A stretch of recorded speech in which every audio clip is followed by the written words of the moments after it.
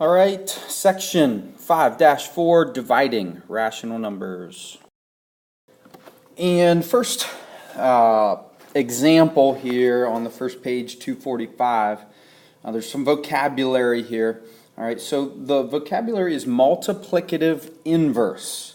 And then another word for it is called reciprocal. And this is something that we've discussed in class, but basically it's inverse means opposite. So we're saying the multiplicative or multiplying opposite. One way to think of this is the opposite of multiplying is dividing. So some things happen here. If we're doing the multiplicative inverse or the reciprocal of negative 3/8 here in A, basically the answer is just flipping over the fraction. So that's all you do. You flip. Make sure you write that down. That's all we did. We didn't change the sign. It's still negative 3/8. The opposite of negative 3/8, the opposite in multiplication of it is negative 8/3. Pretty simple. And then in B, we can't just flip that one. All right, we're not going to make it 2 and then 5/1. So before we flip anything, we've got to first say, well, it's equal to what? 5 times 2 is 10, plus 1 is 11/5. Notice it's still positive. So those two numbers are equal. 2 and 1/5 and 11/5 are equal numbers. They're the same thing. So if we're going to find the opposite of 11/5, we do this thing over here. We flip. The multiplicative inverse of 2 and 1/5 is 5/11. All right, they're not equal to 2 and 1/5. All right, they're the opposite, multiplicative opposite. Now, just to throw in an extra wrinkle here, this is something we've discussed too. The additive inverse, right? So the addition opposite. Well, the opposite of adding is subtracting. And just to give us a piece, using what we've already used, the opposite of negative 3/8, the opposite in addition is subtraction. So that's basically what we do. What we do is change the sign. We don't flip it over. The additive inverse of negative 3/8 is positive 3/8. And the additive inverse of 2 and 1/5, which we already know is equal to 11/5, we don't flip it over. So the additive inverse of 11/5 is negative 11/5. So the opposite in addition, we just change the sign. If it's negative, make it positive. If it's positive, make it negative. The opposite in multiplication, which is up above, you don't change the sign, but you do flip it over. All right, so pretty simple concepts, but that is example 1. Example 2, on page 246, we are dividing two fractions, two numbers. It says find each quotient. Quotient means to divide. And you guys know a little bit of this already, right? You know how to divide fractions. That is the method of keep, change, flip. All right? So that's what I'm going to do here. They're both positive, so I don't even have to mess with a sign. Oops. So it becomes 1/3. We keep the first fraction, we change the divide to times, and we flip. Keep, change, flip the second one. Now that we have multiplication, this goes back to some things we learned in last section about cross-canceling. 9 and 3, let's cross-cancel. Let's simplify it. So we find a number that goes into both. The 1 is going to stay 1 up here. The 9 divided by 3 up top becomes 3. The 3 divided by 3 down here becomes 1. And the 5 remains the same. So we just simplified it without multiplying first. Now we multiply the tops. 1 times 3 is 3. And we multiply the bottoms. 1 times 5 is 5. So 3/5 ends up being your answer. Now we've got 5/8 divided by 6. Well, first of all, let's make that 6/1. Now that we have both fractions, let's keep, change, flip. So we keep 5/8, we change to times, and we make it 1/6.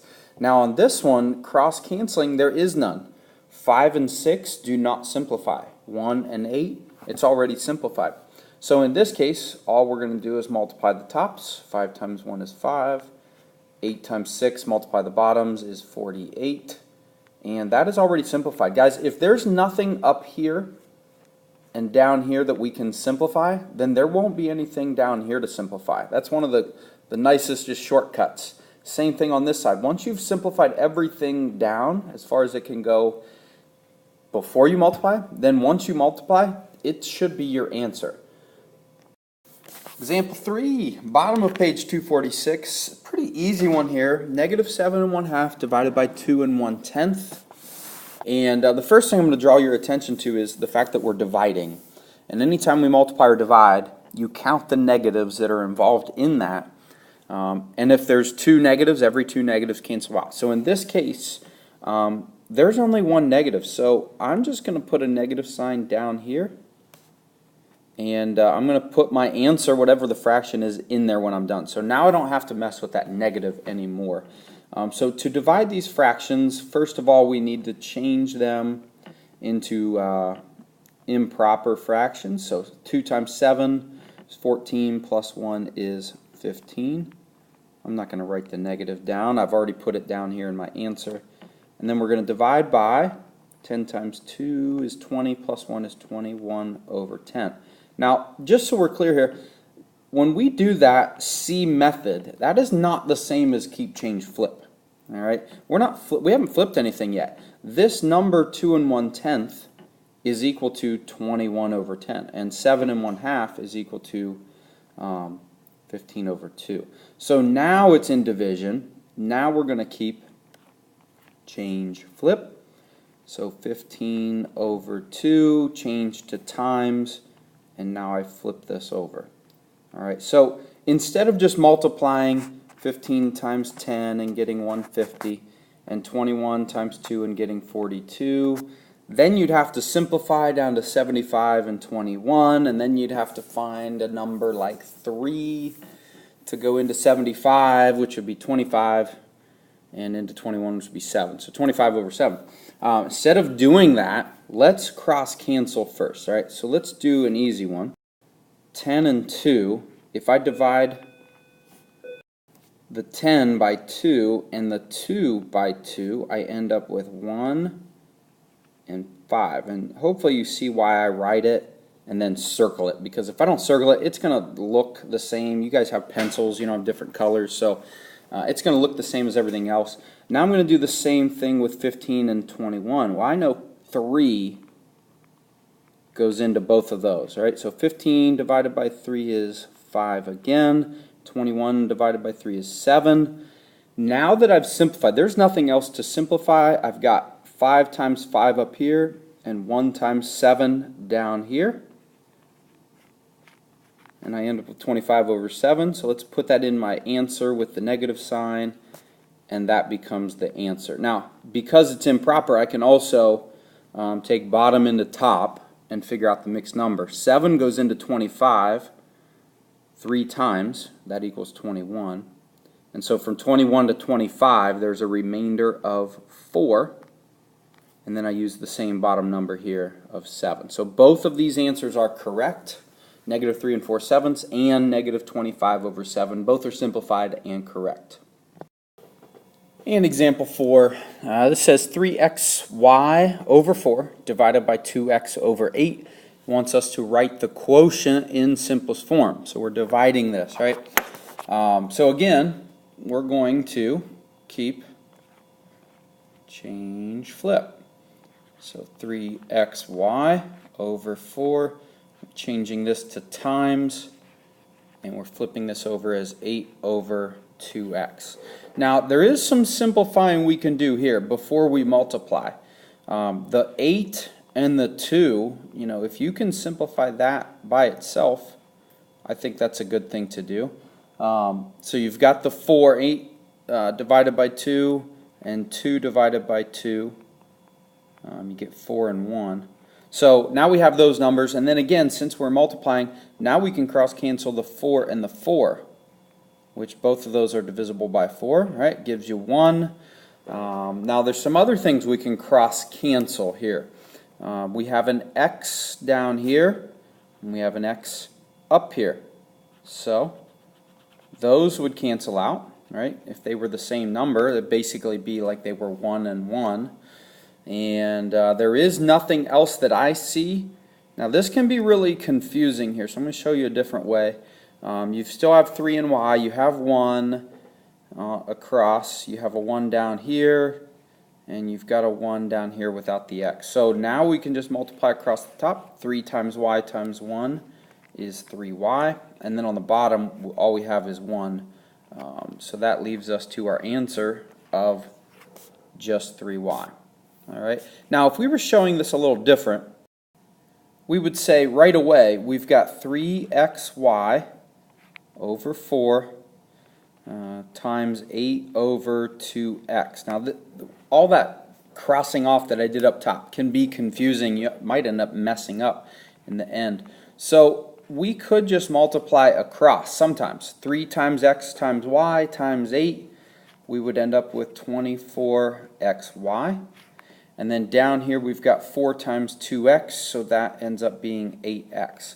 And again, we still have to simplify. So the x's will still cross out or cancel out. They simplify 1 over 1. And then the 24 and the 8 would then become 3 and 1. And you still have your y. So once again, you would still end up with 3y over 1, which is just 3y. Last example says how many cheerleading uniforms can be made with 74 3/4 yards of fabric if each uniform requires 2 7/8 yards. Alright, so you've got 74 3/4 total. Each uniform is 2 7/8, so we're going to split the total into pieces, which means we're going to divide. So we're going to have to do this a little bit of the long method here, but 74 times 4 plus 3, if you're not sure what that is, it does say in the book. This can save us some time here, but you need to do 74 times 4. All right, and then you need to add 3. You get 299, and we're still putting it over 4, that bottom number. And then we're dividing by 2 times 8 is 16, plus 7 is 23 over 8. All right, so that is your division. Now we're going to keep, all right, since we're dividing, keep, change, and flip. So we're changing the times, and now we've got 8 over 23. Apologize there, I wrote an 8 instead of a 4 on the bottom. So it's corrected now. So we're multiplying again. You know, this is the time to cross cancel. That'll make things a lot easier. 8 and 4 become 2 and 1. And I know this part can be definitely tricky because you're trying, if you can simplify 299 and 23, you would do it. Obviously not many people know they're 23s, right? That it goes into 299 exactly 13 times. But you can see that in the book. If you were to divide, this would be cross-canceling. I wouldn't expect any of you to be able to do this in your head. But 299 divided by 23 is 13.